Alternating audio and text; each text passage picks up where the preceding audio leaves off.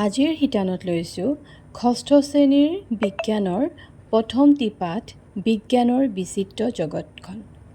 তাৰে আজি আমি প্ৰশ্ন উত্তৰসমূহ সমাধা কৰিম। অনুশীলনীৰ প্ৰথমতে দিয়া আছে খালী ঠাই পূৰ কৰা।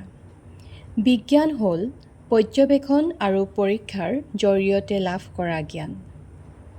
দ্বিতীয়তে পৰ্যবেক্ষণ, আনুমানিক সিদ্ধান্ত আৰু পৰীক্ষা এই পৰ্যায়কেইটাৰ সমষ্টিয়েই হ'ব বিজ্ঞানসন্মত পদ্ধতি।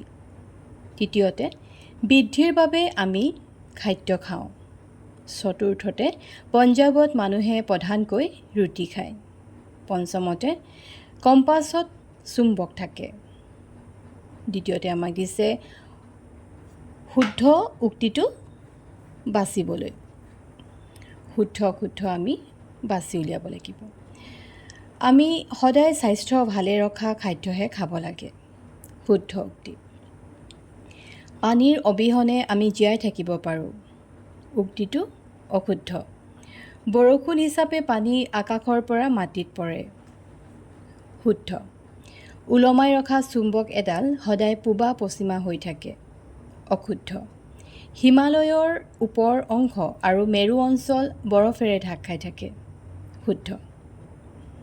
তৃতীয়তে দিছে চমু উত্তৰ দিয়া।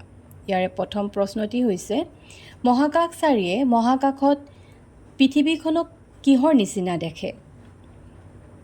মহাকাশচাৰীয়ে মহাকাশত পৃথিৱীখনক এটা নীলা মাৰ্বলৰ নিচিনা দেখে। কম্পাছৰ মূল বস্তু কি? কম্পাছৰ মূল বস্তু হৈছে চুম্বক। ওলমাই ৰখা চুম্বক এডাল কোন দিশত মুখ কৰি থাকে? ওলমাই ৰখা চুম্বক এডালৰ এটা মূৰ উত্তৰ আৰু আনটো মূৰ দক্ষিণ দিশত মুখ কৰি থাকে। নাবিকসকলে সাগৰত কিদৰে জাহাজৰ দিশ নিৰ্ণয় কৰে? নাবিকসকলে সাগৰত কম্পাছৰ সহায়ত জাহাজৰ দিশ নিৰ্ণয় কৰে। বিজ্ঞানসন্মত পদ্ধতিৰ পৰ্যায়কেইটা কি কি?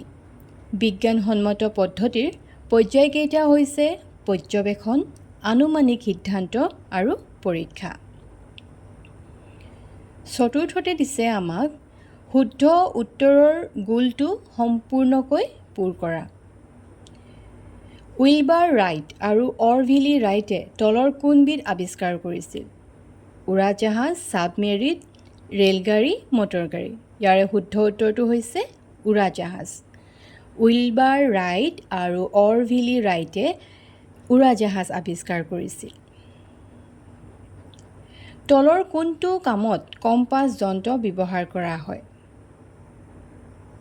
দিশ নিৰ্ণয়ৰ কামত কম্পাছ ব্যৱহাৰ কৰা হয়।